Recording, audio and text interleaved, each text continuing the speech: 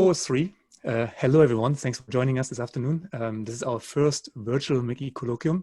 Very interesting to do it in this fashion, not in person, but it's hopefully as exciting as it would be in person at MIT.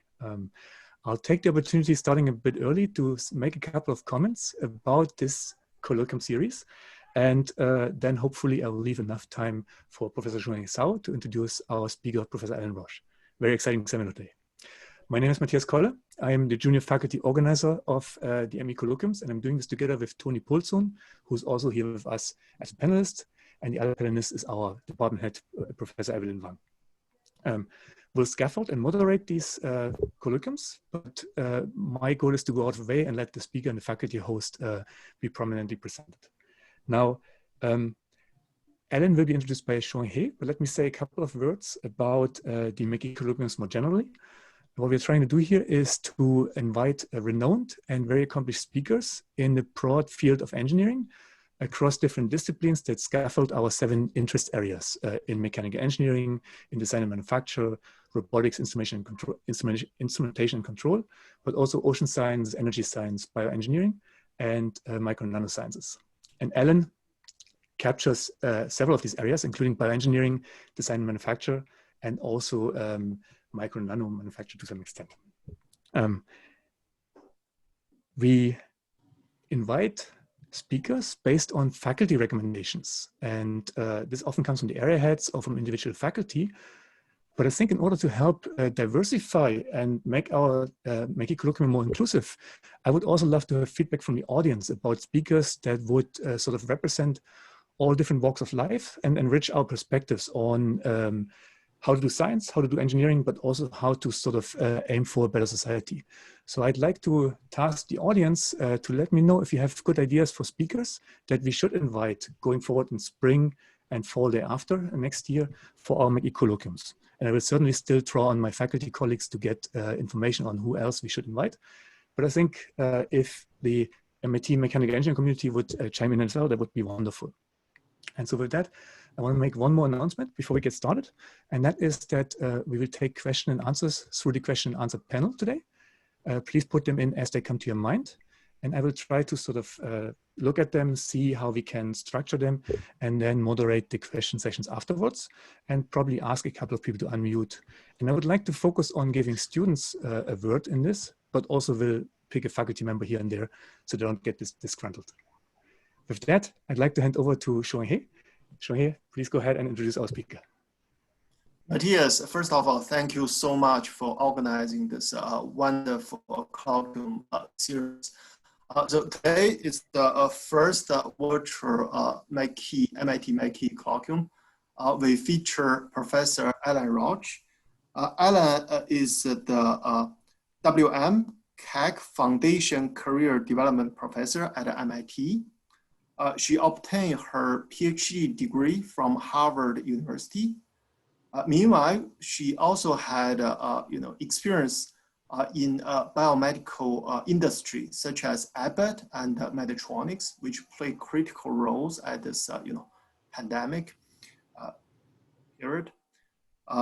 Alan combines the essential features of mechanical engineering, including design and robotics, and apply them to translational and therapeutic medicine. In particular, she is an expert in the field of cardiac device. Today, she will present many of her works in this area. Alan has won many awards. I wouldn't, I wouldn't describe the long list. Just give 2 examples. She received the NSF Career Award and the NIH Trailblazer Award. So both from NSF and NIH. Today, she will talk about augmenting native function in dynamic organs and creating physiologically realistic ex vivo approaches for device validation and testing. Without further ado, I give Alan Roche. Thank you so much, Zhong. I appreciate the introduction. And thank you everyone for coming today. It's great to see your names popping up. I'm excited to share some work today at this first MICI colloquium. So I will go ahead and share here.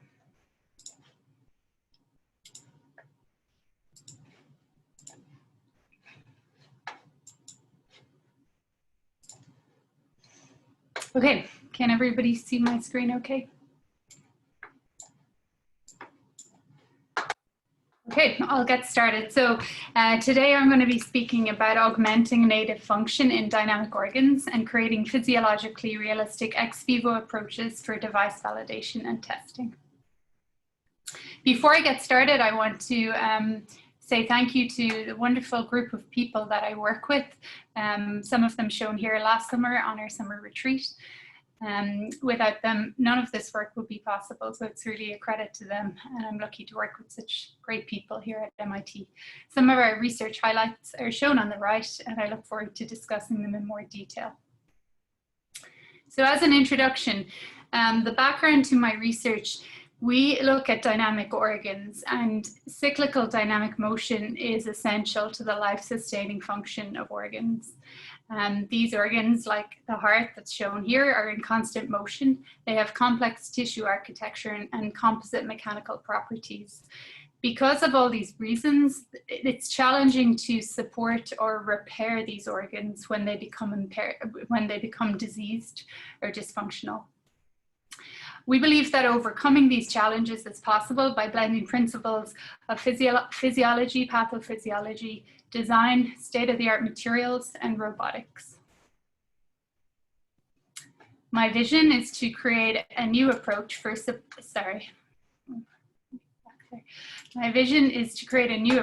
supporting and repairing organs that have this intrinsic mechanical function by designing solutions which fundamentally adhere to and integrate the technology into the inherent complex biomechanics of tissue.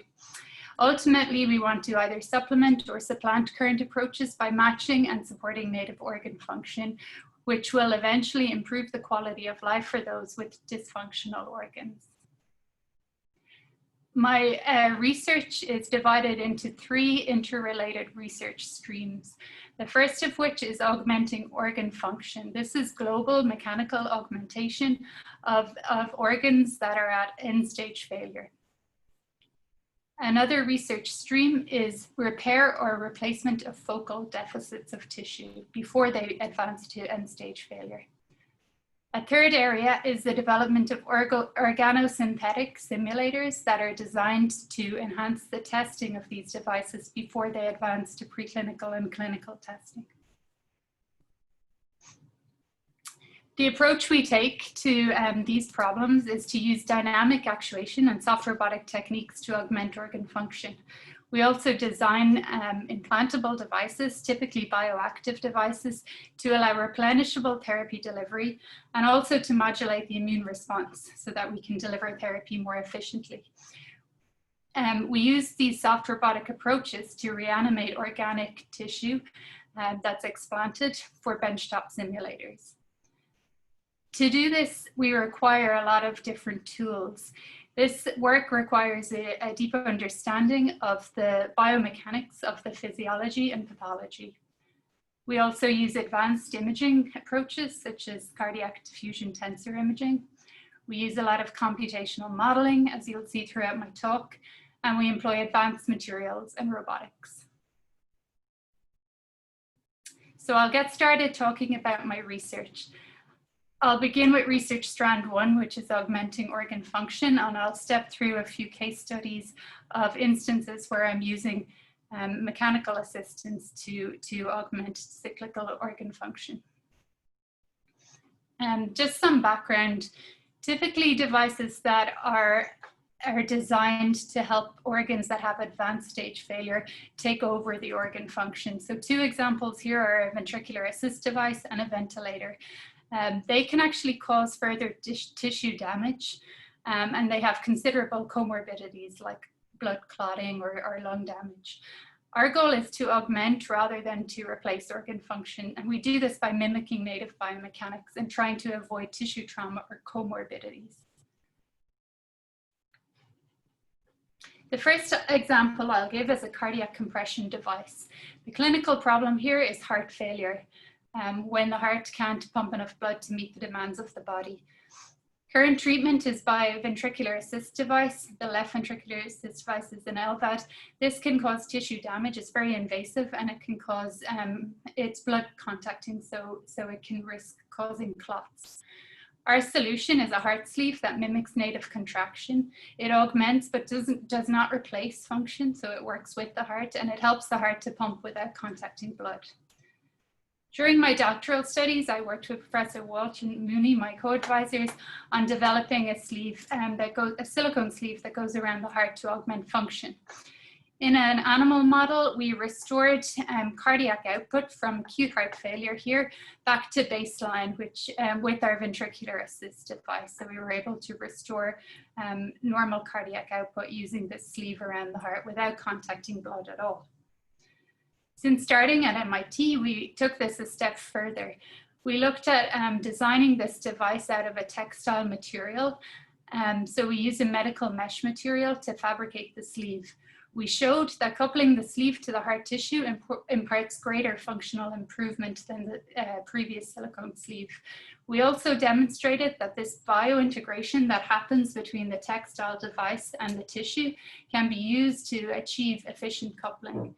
The idea is that you would place the sleeve and use it for passive restraint until you get some tissue integration with the heart, and then you start your active assistance. And this efficient coupling improves the performance of the device in a porcine model, so we can increase the augmentation of heart function in these patients with end-stage heart failure. Another example of a mechanical assist device is an implantable diaphragm assist device.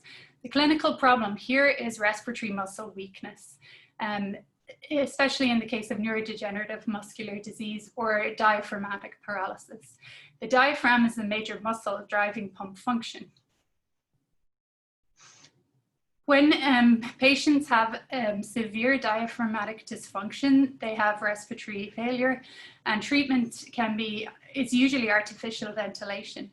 This can be non-invasive or invasive via tracheostomy. Both methods significantly affect the quality of life of the patient. Our proposed solution is an implantable ventilator that mimics native breathing mechanics while preserving key aspects of quality of life.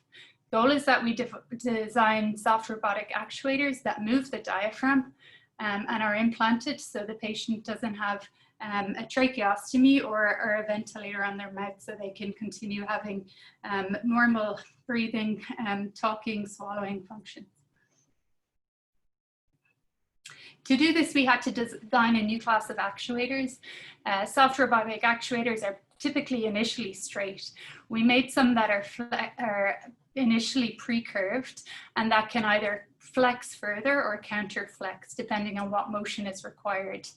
We designed an analytic and a finite element model for these actuators. They're made of silicone and reinforced with fibers to achieve the desired motion.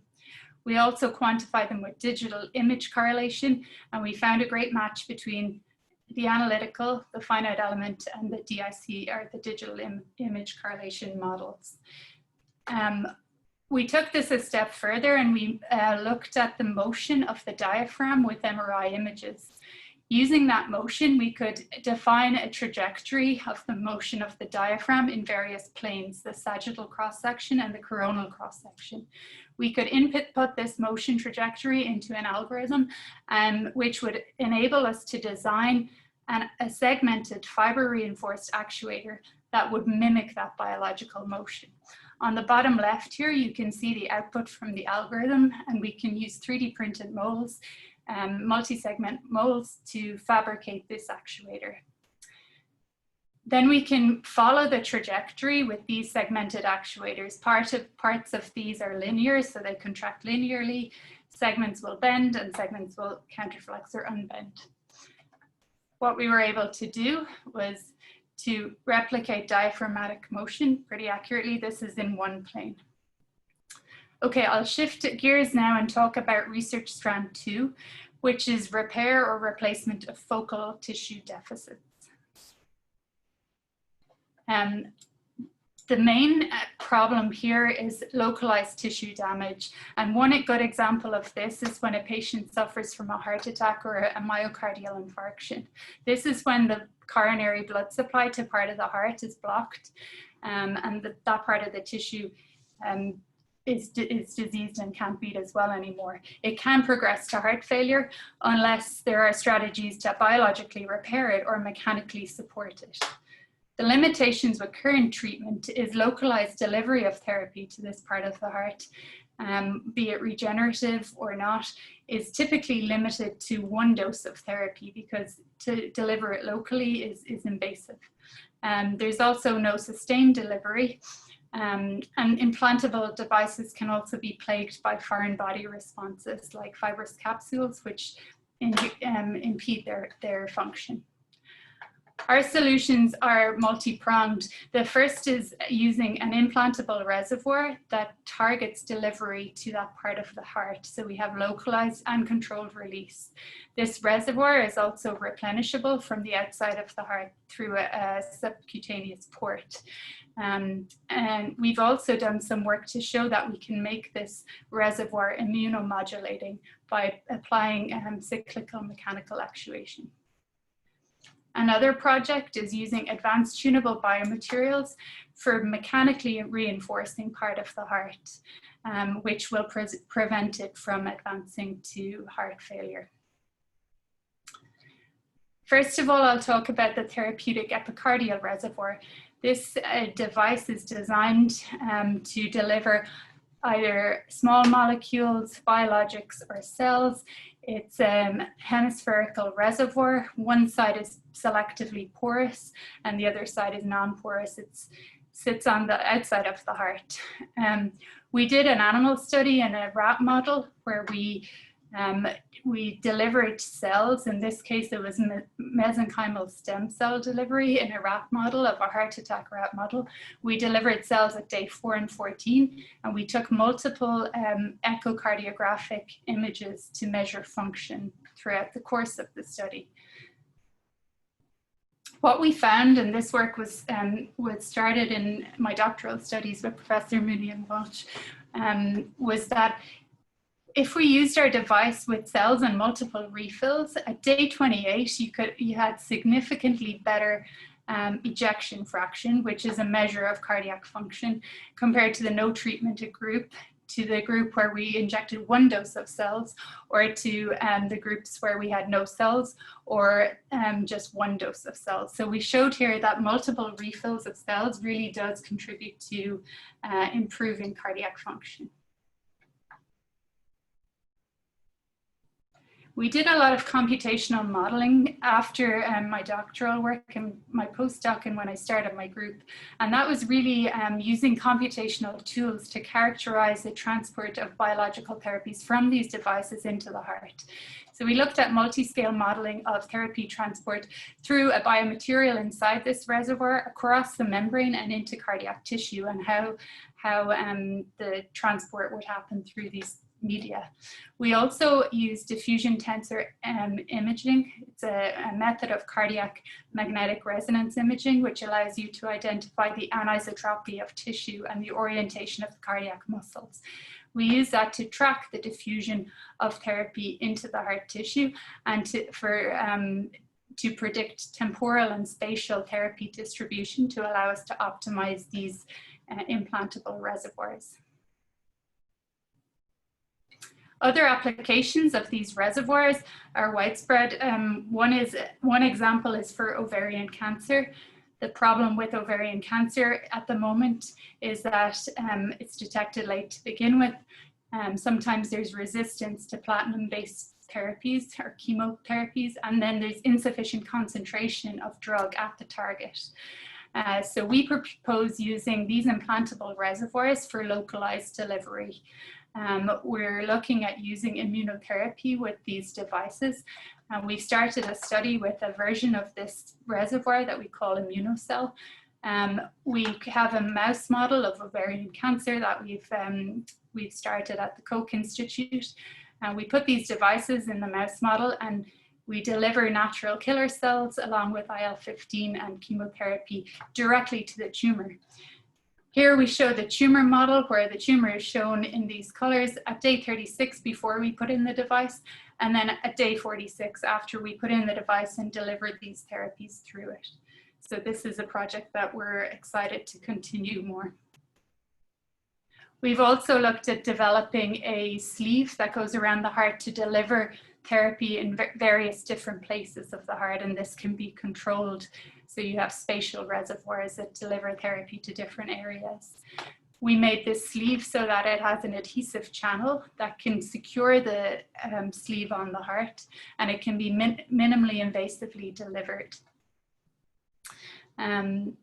So this shows how the device would be minimally invasively delivered. There's a suction tool that stabilizes it on the heart, and then nitinol arms that will deploy the sleeve onto the heart. In an animal model, we used contrast to show that we could fill reservoirs on the sleeve, either globally or with a microcatheter, we could fill them individually. One of the big issues with all of these implantable reservoirs is that the diffusion of therapy out of the transport of therapy out of these devices is limited by a foreign body response that develops when you implant something into the body.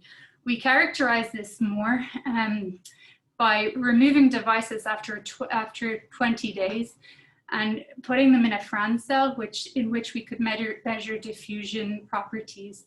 So what we found was at day 4, if you take a device out at day 4, you get much better diffusion than if you do the same at day 20. So there is a decrease in the amount of therapy that diffuses across the device over time.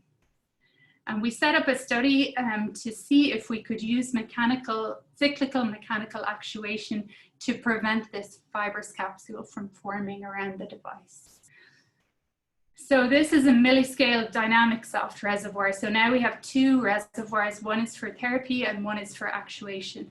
And what we did was we cyclically actuated it, which modulated the biomechanics of the tissue device interface. So it altered the strain that the device saw and the capsule around it saw, altered surrounding our peri-implant fluid flow, and then cellular activity. We conducted a study where we had an actuated and non-actuated control device in each animal. What we found was in the control device, the fibrous capsule was thicker than the actuation group.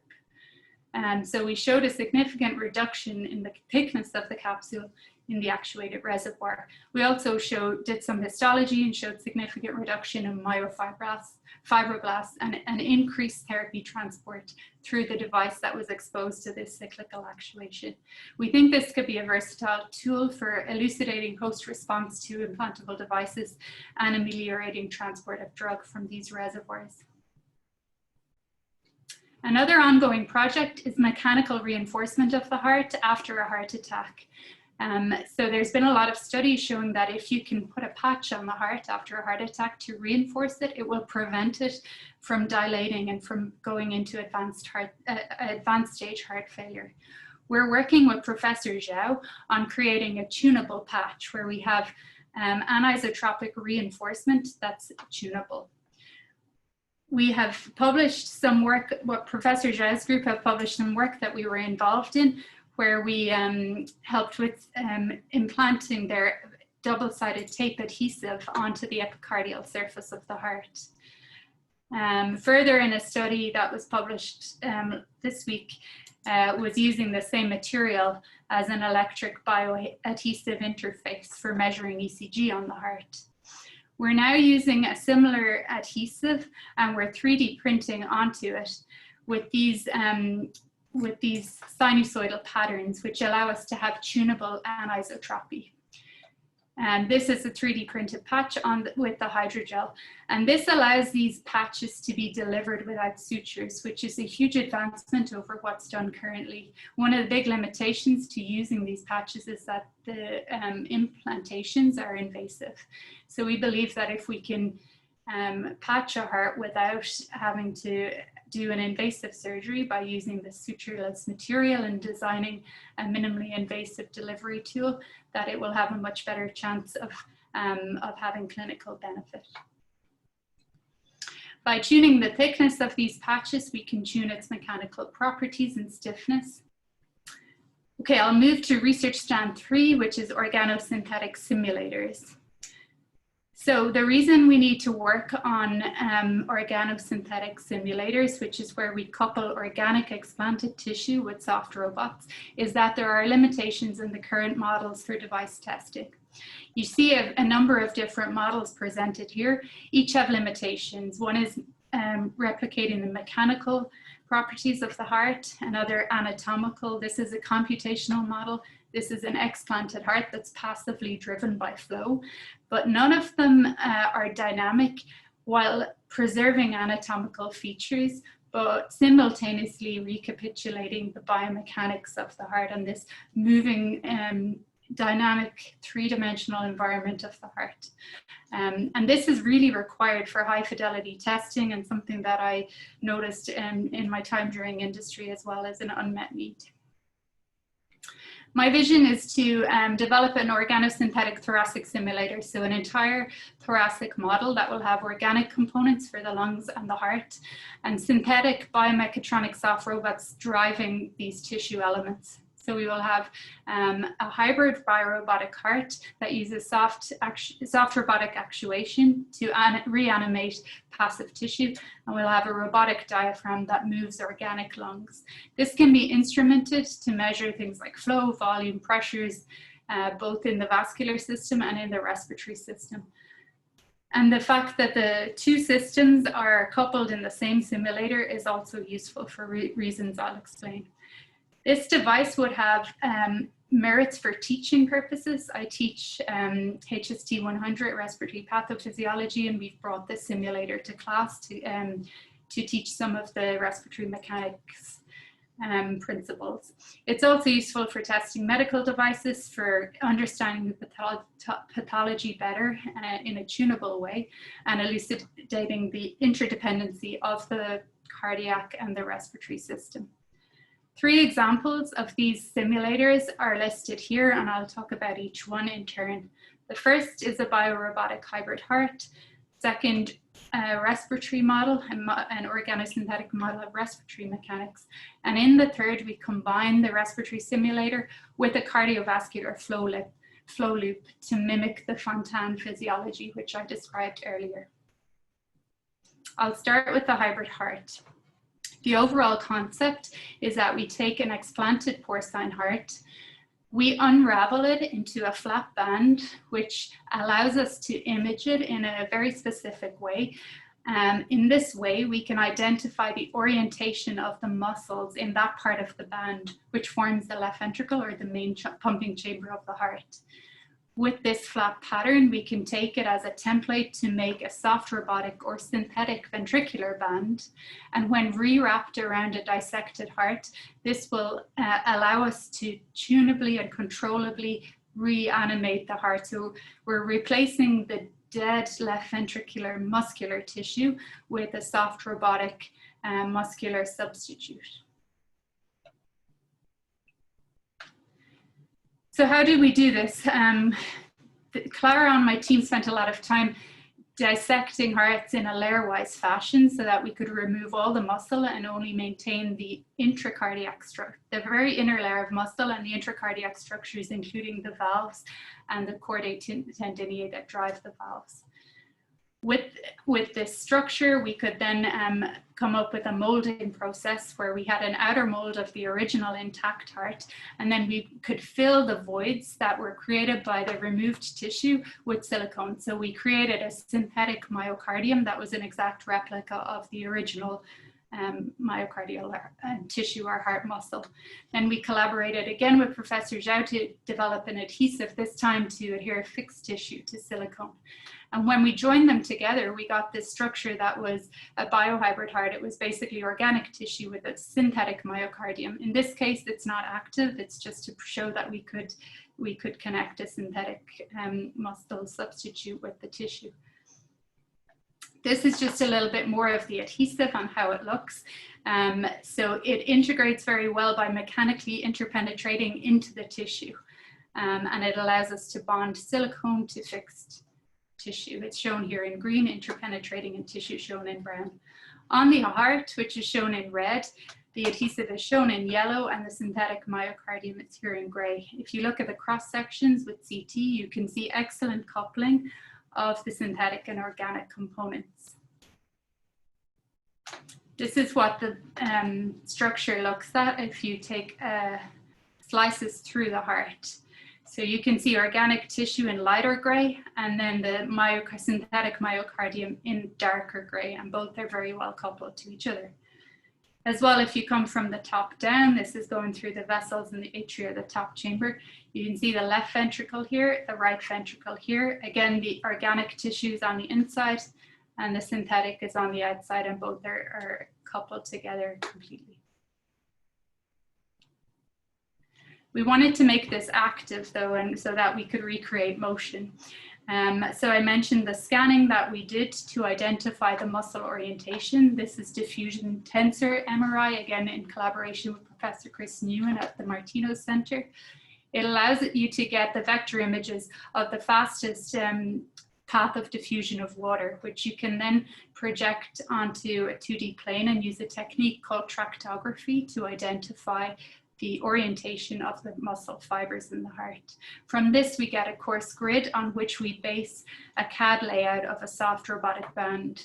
These actuators here are aligned following the same orientation. These are called flat pleated artificial muscles. When you pressurize them with air, they'll contract axially and they'll expand radially. And we can use finite element models to predict this motion. So when you pressurize these, you can get this motion. This is echocardiography showing the change in volume of the ventricle when you're cyclically actuating this compared to a reference heart. And if we look at stills of this, we can see this is the end of the relaxation phase. This is the end of the systolic or contraction phase. The purple stars show the inflated bladders, and you can see the change in volume of the chamber that happens in the long axis view and in the short axis view. And this is similar to what we see in a real heart. So we've coupled them together and preserved the organic tissue and recreated myocardial motion. Next, we want to recreate the entire pressure volume loop that happens in a cardiac cycle. And we want to decellularize this tissue towards having it as an implantable total artificial heart. And I'm part of a consortium that's a finalist for the British Heart Foundation Big Beat Challenge. So we're hoping to get some additional funding to make this a replacement heart to avoid people on long waiting lists for transplants. I'll move to the organosynthetic model of respiratory mechanics.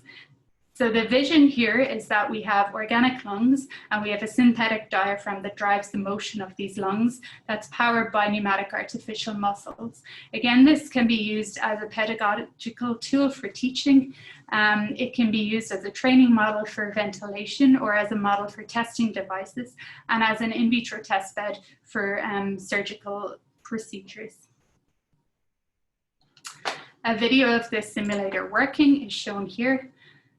So as the synthetic diaphragm moves down, the lungs will inflate and deflate. And this motion is tunable by the pneumatic artificial muscles underneath it. These are organic lungs, they're cow lungs that are fixed in a way that maintains their mechanical properties. And this simulator was part of an exhibit in the Science Gallery in Dublin on plastics.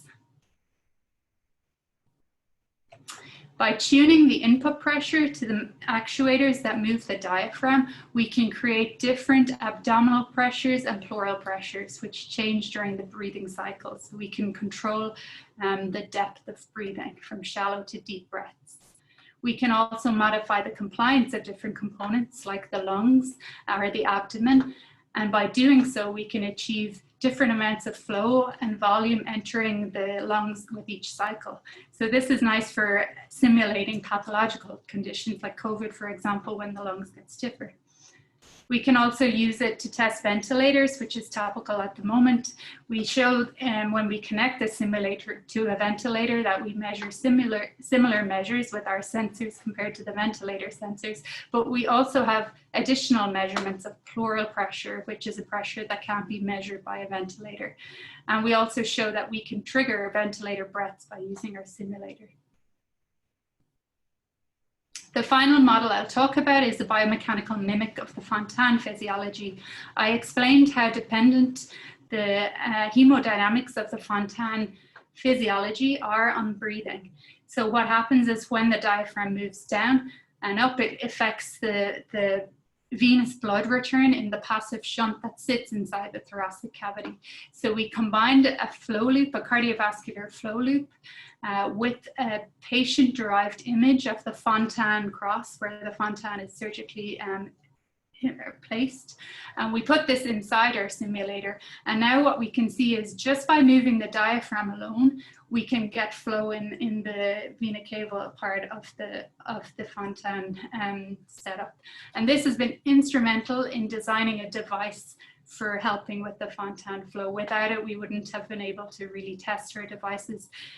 For this physiology, there's no existing animal model that recreates this condition, and there's no benchtop model that couples the cardiovascular and the respiratory system. So this has been really important for developing therapies for these patients.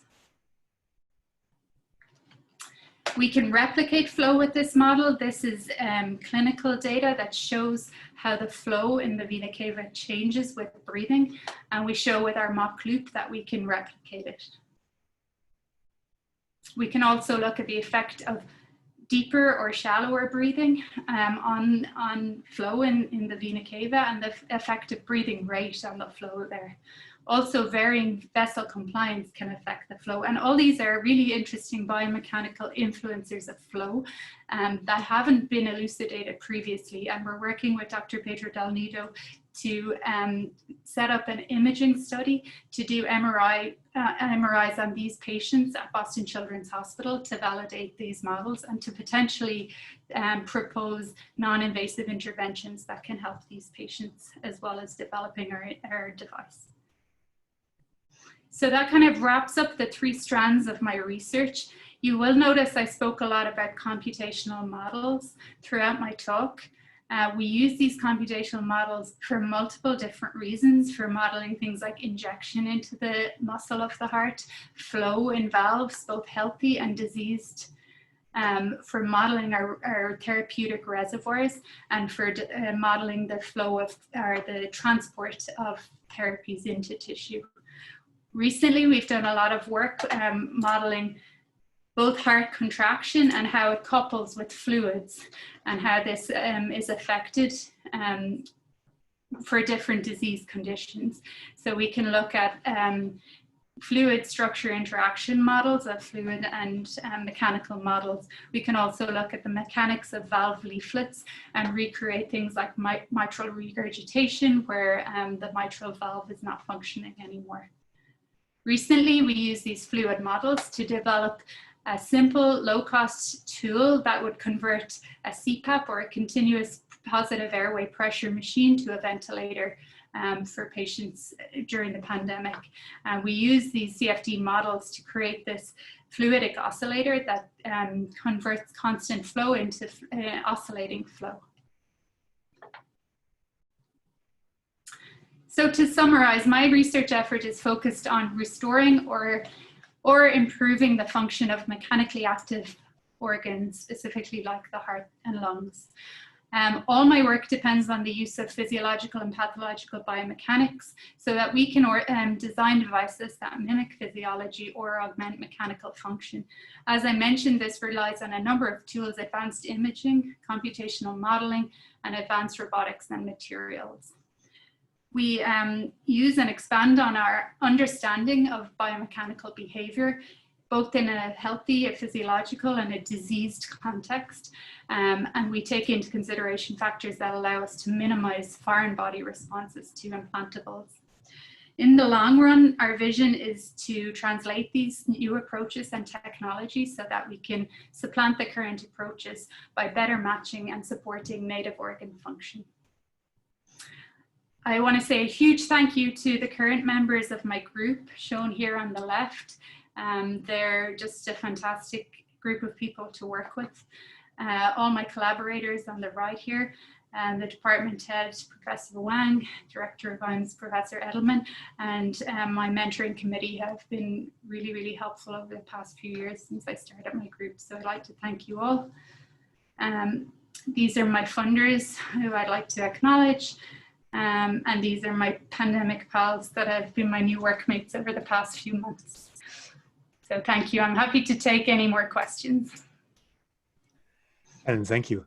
Awesome talk, great workmates, and a good body of work. It's fantastic. All right, there's a few questions in the chat. I see 6 right now from a couple of people, and we can go through the question and answer in that context. You can also raise your hands, and I would actually, given the number of questions, go by asking the first person who came first. That would have been Amos. Amos, if you want to unmute and ask a question yourself, we can do that and see how that works. Hi, Amos. I guess allow to talk is the button I have to push. Oh, here we go. Sorry, I'm on my phone watching this. My question, Ellen, was as you implant these devices like on the heart or to assist lung function, could the person grow more dependent on the devices and actually lose some natural function? Or vice versa, could they be used almost like a physical therapy device to add stress and strengthen the organs? Yeah, it's a great question, and we're hoping for the latter. So the hope is that by supporting these organs when they're diseased, that we can help them to recover function. So there have been some studies with left ventricular assist devices, for example, that have shown that when you unload the heart, so the diseased muscle is trying really hard to pump. If you unload it and pump the blood for it, that muscle can recover some amount of function. And we're hoping that we can show the same effect with both our sleeve and our implantable ventilator, that we can support the muscle long enough for it to recover. And then we can turn off the actuation and leave these as passive, redundant structures, but we're not causing any further damage to the tissue. Can you do something akin to weightlifting? And can you change the phase of the loading or anything like that to strengthen muscle? Yeah, absolutely, you can. So even the passive mechanical reinforcement can do that. So depending on, how full the heart is, for example, it can achieve, if it's over full, it can't achieve its full stroke. There's a Frank Starling principle. So if we can reinforce it, we can do that. And yeah, I think weightlifting or retraining and rehabilitating is the way we would think of supporting the motion. And then you could think of having some kind of closed loop feedback. So as the native function is getting better, you kind of wean the patient off this assistance over time. Cool. Thank you. Thanks. Thank you. Felipe has a question that just came up that is nice and concise. So I'll give Felipe the option to ask. Yeah, well, thank you first for the panel, was really great. So my question was, well, does any of the device present immunological problems at the time of implantation, such as the first one that was the sleeve for the heart? Or you do not have such follow-up for that information? Thank you. Yeah, thank you. So you're wondering about the immune response to the cardiac sleeve? Yeah, that your exactly. question?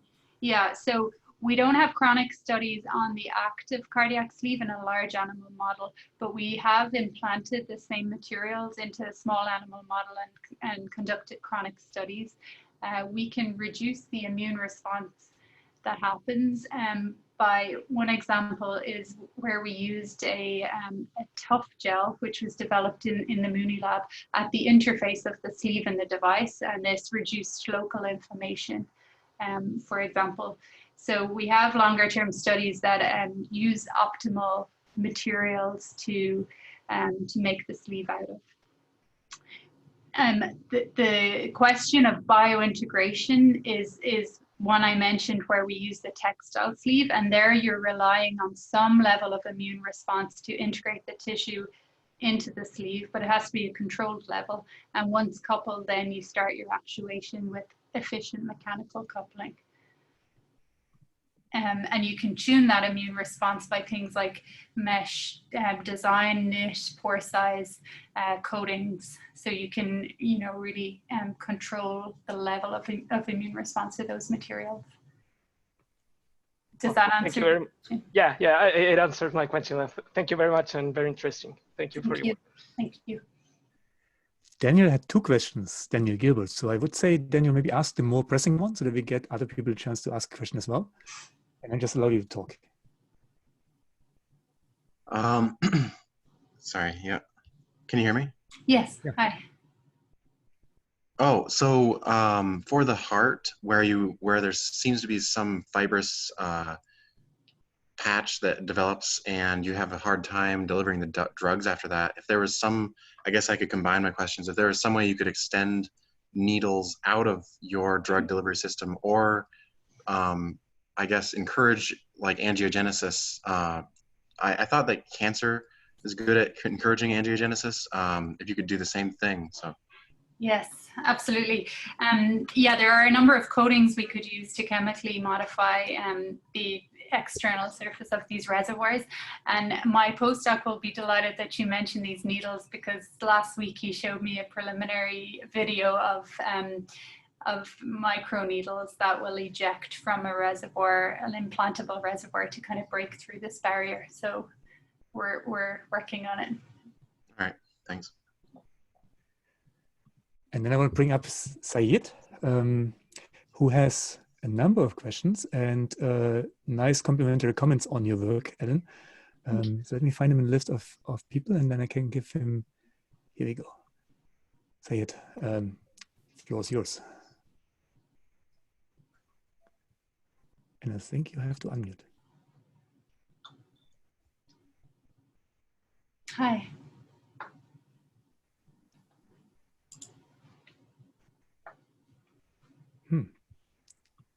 Sayed, can you speak, or should I'll give you a couple of seconds and then I will resort to reading your questions if you're okay with that.